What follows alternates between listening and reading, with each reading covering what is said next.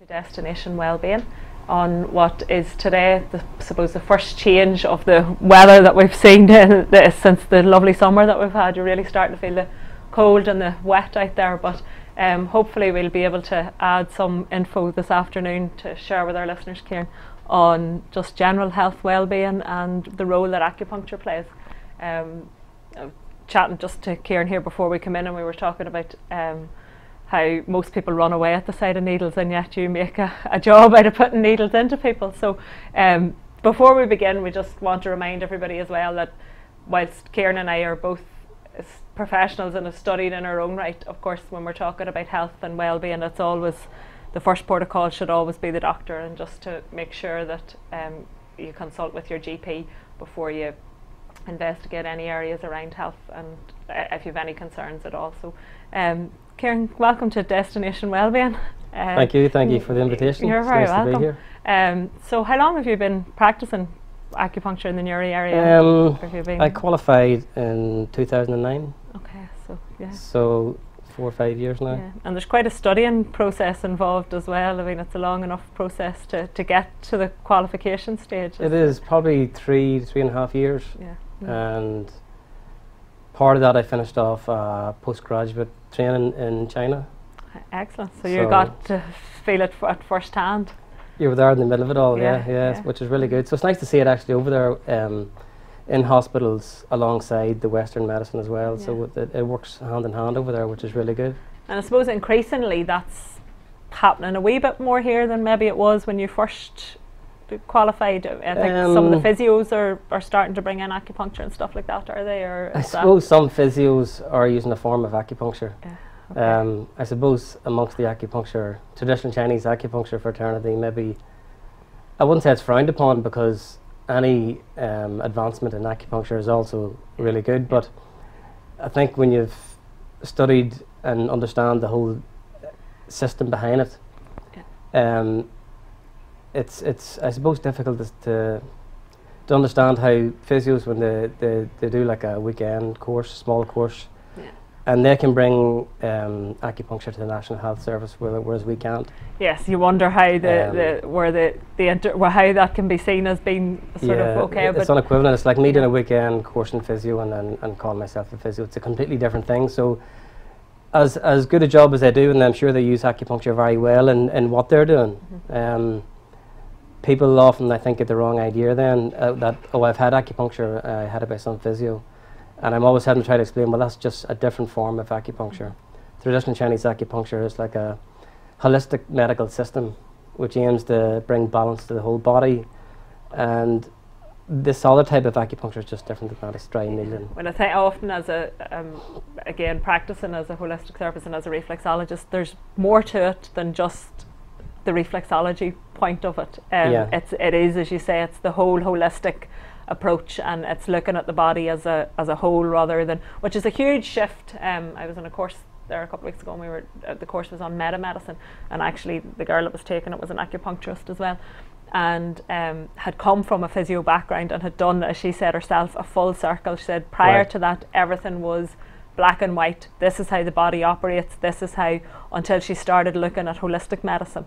And she realised quite quickly that there wasn't the same, it wasn't just as easy to integrate. She had to rethink everything that she'd been taught, really, and go right back to basics when she started looking at the holistic approach, but has stayed with it. Is frowned upon by some of our previous medical I suppose colleagues in saying, oh yeah, you're doing all the fluffy stuff now, but she actually looks at it as a much deeper level. So when you talk about the holistic approach and the much deeper level, what exactly are we looking at then, or what angle the traditional Chinese medicine approach? I suppose really you're trying to diagnose the person. Mm-hmm. And in doing so, like Chinese medicine takes a lot of information, and you're looking at the tongue, you're looking at their pulse. So you're reading the whole body to try and find out where is this disharmony. Mm-hmm. And that may not be just in the physical body, it may be in the spiritual realm, in their spirit within themselves, in their mind. Mm-hmm. And so you're looking at a lot of different levels to see where is the disharmony within this person. Yeah. And so then you're trying to rebalance that. And Chinese medicine I suppose originally looked upon it that the organs were the main centre for consciousness almost, with the heart being the emperor, the heart being the ultimate level of consciousness, the deepest level of consciousness, with all these little, I suppose, officials as they call them within the body. They're seeing that as these. So this organ took care of this function, which included the physical functioning, but also encapsulated a whole other layer of different functions, being spiritual and mental, and you know, symptoms that would be grouped in together with this organ. So as a holistic practitioner, you're looking at all those things and trying to diagnose at what level is this disharmony. And so basically taking your pulse, looking at your tongue, taking all the information, I can narrow it down to say, okay, there's a liver disharmony here. And so from that then I can use the liver channel, which is, so the energy itself runs through the body in all these channels, and basically this energy is like almost like a communication network, where all the organs work together but they communicate with each other. Yeah, they all have to be in sync and working together in order for the whole to work as such. It's like taking a car and taking out the engine bit or taking it in separate parts. You can't take it, the whole lot is the car, not the individual pieces that put the car together really. And so these organs then are communicating, I suppose, with the outside of the body through these channels of energy or information pathways. So the body's at all times searching for information in the world to get information, biofeedback almost. How is the state out there? How is everything? Is everything okay out there? And then it's in happy and it's in balance. So if I find that there's a liver disharmony, I can go to the liver channel, and then placing these acupuncture needles along this pathway stimulates and improves the functioning of the liver organ itself. And in doing so rebalances it and helps it to communicate again with all the other organs. And so a Western medicine doctor might look and go, look, I've done all these tests, the liver is working perfect here. And it is working perfect, but what we're saying is that it's maybe been overworked a little bit, that it's under a little bit of stress, that it's no longer performing its communication with the other organs. And that just sets everything out of balance. And we get then these symptoms. And I suppose something we spoke about earlier, it's probably the difference is that once you have symptoms, so you have a headache, for example, and you go to your GP, and 10 people will go there and they'll all receive the same medication, the same painkiller. Whereas in Chinese medicine, there could be 10 different prescriptions because your cause of your headache will be different to this person's cause of their headache. There's not a one solution that fits all, and we all have different. I would look at that when I'm also talking. A couple of weeks ago, we had one of the shows on Destination Wellbeing was around chemicals in skincare, and you know, a lot of the time people said, "Yeah, but sure, these have all been tested and they're all fine," and they might all have been tested individually. And they may or may not, would be my thought, be tested and be okay. But nobody can take your combination of symptoms and say, well, that combination of chemicals that is in that particular product plus the other product that you're using plus another product that you're using is okay. Because there's so many different combinations. The same with, there can be one output but so many different ways of reaching it in with. And people often, I suppose sometimes as well, I would find people saying to me, but what are you talking about? When you talk about the energy body, what are you talking about? And I would describe it as, in order to get some sort of a feel on it, because it is difficult one to get a feel on, is that feeling of when you have a lump in your throat or a knot in your stomach. It feels for every bit that you've got a physical lump that you could actually put your fingers down your throat and you could capture, you could take something out, but it's not, it's just energy that's flowing that has formed a lump, or in your stomach as well, it's that. So I think there can be a confusion sometimes when we're talking about energy bodies and physical bodies and where that, but that's the closest that I've come to find in a way of actually being able to let somebody, well, see, this is what we mean when we mean how energy can get trapped. It's that same idea that you can have emotions trapped in your throat that can't find their way out. And in terms of conditions, what type of conditions would people most commonly look to acupuncture for, or is it so wide ranging that you don't? There is a varied range, but I suppose primarily the most common use of acupuncture is pain relief. Now, other than that, there's like a full range of fertility, I know, pregnancy care. A lot of people like to have acupuncture during pregnancy because they can't take other medications. They find it very relaxing, and there's a lot of research, even just in pregnancy alone.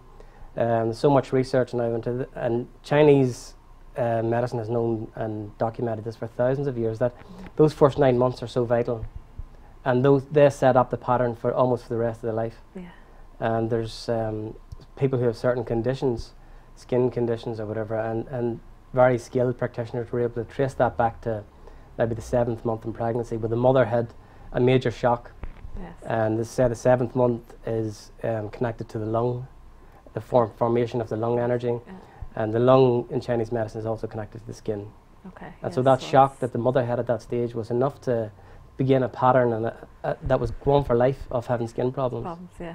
That is an imbalance in that area, yes. And so other than that, then there's sports injuries, insomnia and mental health is actually a big area where acupuncture can be very beneficial. Okay, yeah, funny, I was listening to a lady on the radio this morning. She was talking about insomnia, and one of the recommendations was acupuncture, along with, there was a couple of, there was mindfulness, there was meditation, there was different angles approached in there, or included in there as well. But acupuncture was definitely one of those that was suggested as a possible solution as well. Yeah.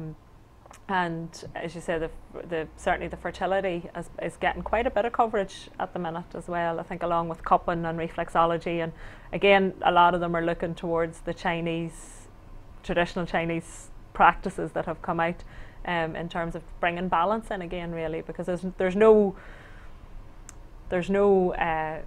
one answer either for a lot of the time. A lot of people, certainly I know that I would say myself, with fertility, there's not always a reason for it, and that's the harder one that sometimes for people to accept, is when there's no reason. But I'm sure whenever you're doing a consultation, you can come up with many different reasons as to why there might be, whereas again Western medicine might fail to identify some of those I think reasons. That's the beauty, I suppose, of Chinese medicine and Eastern thinking, that it has ways of describing subtler pathologies. So Western medicine may have an umbrella of stress, whereas Chinese medicine will break that down into different organ dysfunction and how that manifests in the different symptoms, and it can sort of retrace that pathway back all the time and come up with what the solution is and what the root cause is. Yeah, and once we get to the root, again, on one of our very first shows that we did, we talked about emotionally getting to the root of a problem, and through a process called the journey. And again, I would talk there about, we can go in and we can, a gardener can go in and pick all the weeds out of the garden, pick all the leaves off, and he'll have a nice clear garden for a couple of days. But unless he actually goes in and takes the root out, then the symptoms or the weeds will reappear over a period of time. And I think our health and our well-being and our body are fairly similar in that. In a lot of the time, I suppose not traditional Chinese medicine, but traditional Western culture, we're looking at, I need a painkiller to treat that symptom, and I need something else to treat that symptom, and they all, before you know where you are, there's 20 maybe different medications all treating either symptoms or side effects of a particular medication that can all be traced right back to one, and that's the main difference in looking at a whole holistic approach. I think sort of the difference, I often say this, that it's a bit like having an engine of a car and the accelerator's stuck halfway down, and the engine is revving up, and there's steam beginning to come out of it. And so the Western medicine doctor will take a look at that and go, okay, yeah, it's definitely, there's too much heat in here, and place a fan there, and we place a fan there. And fair enough, the temperature will come down, the temperature has now come down, but the underlying problem is still there, that the accelerator's stuck. Yes. And so I suppose it's like that, the root cause, and this is what the type of work we're doing, is about trying to address that. And once that is addressed and the body is freely flowing with energy, then it's in balance again, and then it naturally becomes healthy itself anyway. This is the thing, it will do it itself. Yeah, it'll do it. Yeah, it's not, I remember way back when I was doing a course, somebody was saying, one of the big key things to remember is that nobody else heals anybody. The body heals itself. You facilitate the process, but you're not in a position. So you would have people coming, and I'm sure you have the same, and they say, God, it was great, acupuncture healed this, or acupuncture sorted this out, or you were great, and there are different angles like that. But actually, it's the body that was great, and it's the body that does it, and it's the person themselves that's open and allows the healing to happen, as opposed to anything that anybody, we can all facilitate and all help with the process, but it's allowing that to happen. I suppose we're just sort of prompting the body again. The body is sort of, you know, there's so much stress and so much thinking and so much activity going on that it can't get energy to where it needs to get it. Yeah. And so in a sense we're, either through what you do, reflexology or acupuncture, it's almost calming the mind down, letting the body become relaxed. It's like, this is why sleep is so vital in Chinese medicine. That's what we said, the sleep is absolutely crucial. It's the healing, it's when that's healing what the happens. Healing is. And so it's, what happens is that when we're active, then the mind is so busy. And something maybe which is, I'm not sure if you've talked about it in that episode, is like when there's trauma and there's pain or there's uncomfortableness within the nervous system, there's an inability just to rest in the present moment. And it's the avoidance of that resting in it, which, you know, creates this constant, either having to think a lot, either having to take drugs or alcohol or whatever. So there's lots of strategies to avoid that feeling. And, you know, if through acupuncture, what we're aiming, I suppose, to do is to, it's almost to bring that consciousness back down into the body again. Allow, you know, because once the needle invades the skin or breaks the skin, the immune system automatically fires up because there's something going on here. And the immune system itself is almost like, it'll take full precedence because the nervous system's going on here in the background and it's more long-term stuff, and that's okay, background, day-to-day stuff. Suddenly there's an emergency situation that the immune system has to kick in here. So energy that was being wasted over here now has to come over to the immune system. So then the nervous system gets a rest and doesn't get to think about this problem or this illness that it has anymore. It's now all about getting better again. It's all about, and it's, that was taken, the body's almost taking responsibility for the healing then. And that, I think, is a major thing. The body's own healing ability. It just takes it, distracts it long enough to allow it to heal instead of coping with everything else that's going on, and it fires up the body. And there are, to my knowledge anyway, there's different types of acupuncture. Where, I mean, initially people go, oh God, I'm afraid of needles and I can't have acupuncture, but times have moved on and there's ways of working around that. What would you suggest? So somebody comes and they're fearful of needles or wary of needles, or I know I donate blood and they sometimes can, that's one of the areas that they look at, is the skin's being pierced through tattooing or acupuncture, that it can delay temporarily, of course, between sessions and things like that. But there are alternatives that have been adapted and changed to, I suppose, to suit new modern ways.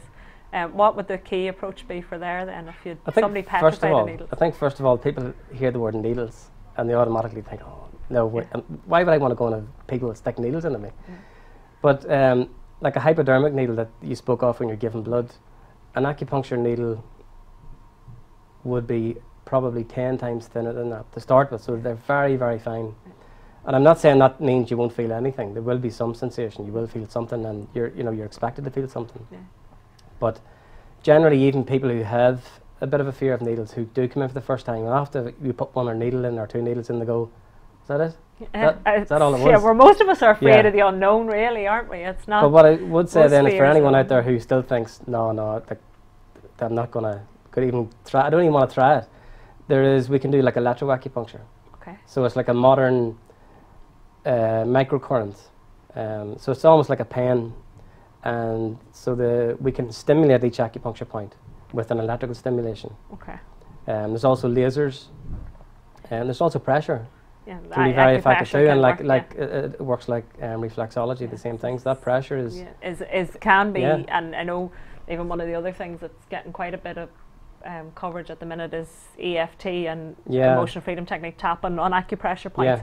And I know people that are getting really, really great results out of just bringing the awareness to the acupressure points themselves, and being able to help deal with trauma or stress in the moment themselves without having to wait necessarily for treatment. So you say that awareness of the different points of the body is very key.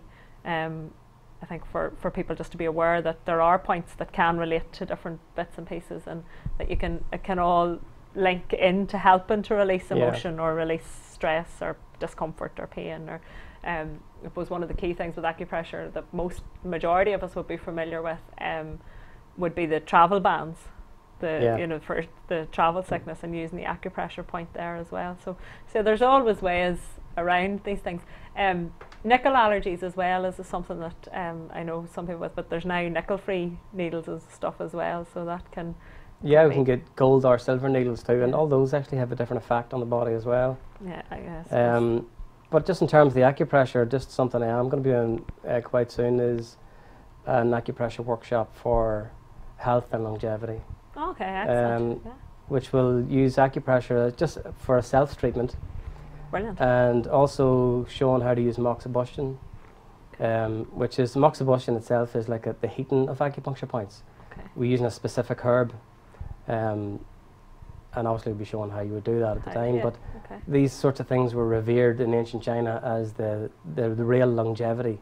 Masters who lived like 150 years because they would have done this every day. Right. All these sorts of stuff. So there's lots of, well, it's anecdotal and not evidence about the health benefits of like acupressure, moxibustion. I think anything that we can do on ourselves is very empowering as well, because it takes back, it means that there's probably not great for us as practitioners, but on a broader scheme, or on a holistic approach, when people take responsibility for their own health and feel empowered, and I know that for me that's one of the angles with the health service or that side of thing, is that it's very much based on probably disempowering the individual rather than empowering and giving the person the power to take. They don't need to be reliant on drugs, they don't need to be reliant on X, Y or Z. They can look after their health and take. So the acupuncture for self-treatment sounds certainly like something, but you can keep me updated on the details of that one, and we'll let people know about that happening as well. Is that happening in your area? Or? It will happen in Uri. I haven't got dates sorted out just yet for it, but if anyone's interested, I suppose they can contact me either through here or through myself or through your. You've a website or we have a Facebook page, Zen Health and Wellbeing. Our website will be up and running probably in the next 2 weeks, hopefully. So that's zenhealthandwellbeing.com. So any of this information will also be on there as well. In there. Excellent. But it's what you're saying there is really true. It's about empowering people. Yeah. You know, it's about realization that you're the healer ultimately. Yeah. You know, and it's you're taking care of yourself. Yeah. Right from everything. Right from, you know, funny, I saw a quote today where somebody said 3 times a day you get a chance to vote about your food supply. And you know, that's for, you know, more the quality of the food, and use your votes wisely, and start looking at what you're taking in and what's coming in. So it's everything. It's from what we eat to drinking to exercise, through to what choices we take in terms of stress and how we deal with that. With the awareness, for me, I suppose that, you know, we live in the 21st century and our bodies are going to be under a certain amount of pressure. It's then up to us to decide how we support them best, and an awareness of, a lot of the time, prevention's better than cure, and people often look for solutions when there's a problem, but if we can prevent, you know, I'll try different things. I mean, I try to have a massage regularly and different things, and I have friends that say, well, why do you do that? You're never sick. It's like, well, there's a reason why I'm not ever, because you have to. If we don't look after our own bodies, nobody else is going to do it for us, or it's going to be more difficult for them to do it. Well, this is actually the essence of what Chinese medicine was originally about. Was prevention rather than cure, and they would have said that in China in ancient times that the good physician treats before the illness sets in, which is so. Acupuncture, herbal medicine, all that was known as the emperor's medicine. So it was only for the ruling elite, those at the top who could afford to have these physicians. And so the physician could pay it all the time until you became sick. And once you became sick, you stopped paying him. So he's no longer doing his job properly. Yeah, well, I suppose, you know, there's something in that, isn't there? Definitely. Get paid to keep me well rather than treat me when I'm sick. Certainly seems to be, could be a way. We might be a wee bit off getting that into Western society, but probably going to be a little bit off. I think. But sure, we can only but dream, can't we? And we're talking about empowering people, and I suppose the month of September again. There's once I started doing destination wellbeing, I realised that there's months for everything, and even in a month there could be a couple of different things going on. But in addition, you were talking earlier about mental health as well. So mental health awareness is happening, and mental health and suicide prevention is happening in September. But recently, in the last couple of years, I've come across the campaign of Blue September, and I suppose it's probably come in on the back of maybe breast cancer awareness, which was sort of Pink October, so Blue September, and looking after men and their health and their well-being. Something that I have to say men aren't generally particularly good at. Not great patients. You all get plenty of slack for man flu and stuff, but also not great when it comes to actually going to the doctor and getting things checked out. With the holistic approach or the holistic angle on head, what would be your key pieces of advice for men out there? I'll stay out of this conversation. I'll let the man take responsibility for this one. I suppose it's difficult to get men, I think, to start going and having treatments, and I think traditionally they're sort of seen as what women do, that they go in and have wee treatments and all that there, but I think there has been a shift in recent times. I would see a lot more men now coming, and they don't just seem as afraid to come, and I think maybe there's just so much more awareness around health, and I suppose having these months is really a crucial thing. And I suppose it's for men, I suppose, looking at really what are you eating, just starting to take responsibility for yourself, deciding maybe to start a bit of exercise, even if it's only 30 minutes a day walking.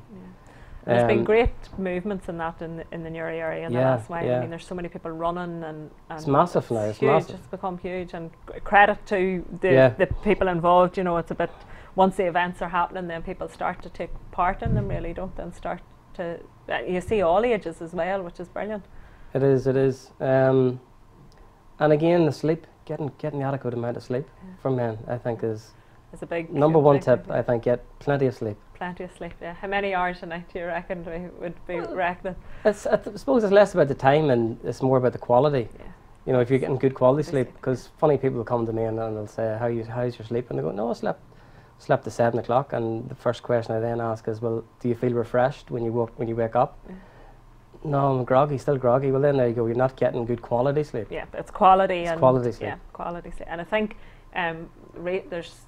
for me, I think it's probably one of the things of the future really is that sleep will probably become more and more affected, and a lot of research looking at the minute in terms of iPads and the light that's been emitted from them, and how confusing that is for not just iPads but tablets and even plasma screen TVs and things like that, where watching them too close to bedtime really is just disrupting. They're great earlier in the day, but to take an hour before you actually even go to bed and just switch these things off and let your body wind down, because there's nothing as bad. I would have people coming in and would say maybe have sleep trouble or whatever, but you realise that they're going to bed and expecting their head to shut off the minute they hit the pillow, and when it doesn't, then that creates more stress because they're like, I can't get to sleep.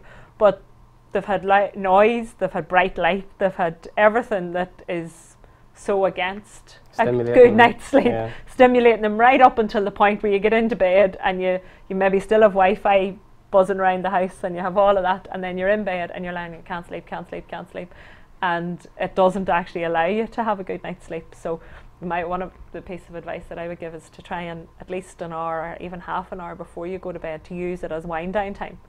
I would also say that actually from a Chinese medicine perspective, that the most important thing is be in bed before 11. If you can get to bed at 10 o'clock, as the energy flows through the body, it every 2 hours spends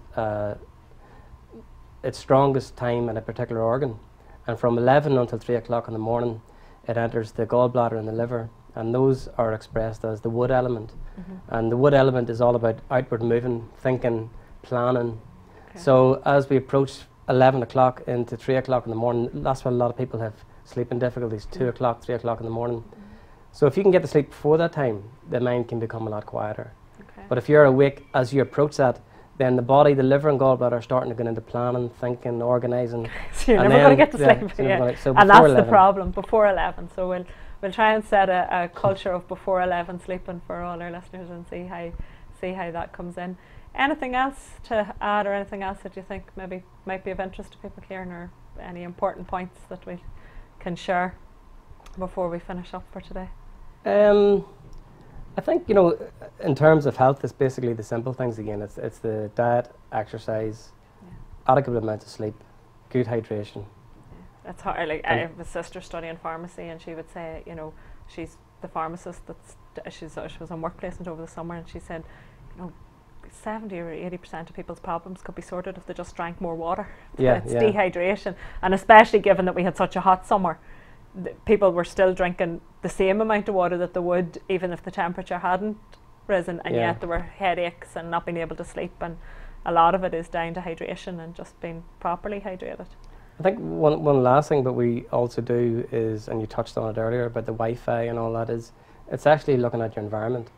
And we actually do feng shui consultations, and that's all about, you know, getting rid of geopathic stress, looking at electromagnetic fields, making sure the home's healthy, and so that's something to think about as well. That's another area. That's another conversation for another another day. My wife will have to come in and speak we'll have to bring definitely. That's because that's an area of big interest as well, and it's certainly, I know geopathic stress is something that we probably give very little consideration to in this country, but in some countries they won't even, some of the Scandinavian countries and that, and I'm sure the Chinese as well, they just won't even look at building a house on an area with geopathic stress until it's cleared and balanced and all the rest of it. So certainly, definitely, that would be an interesting one for another day. Thanks very much for your time. Thank you very much for the opportunity. Welcome. Thank you, and thanks to all those listening in, and we'll see you at 3 p.m. next Tuesday.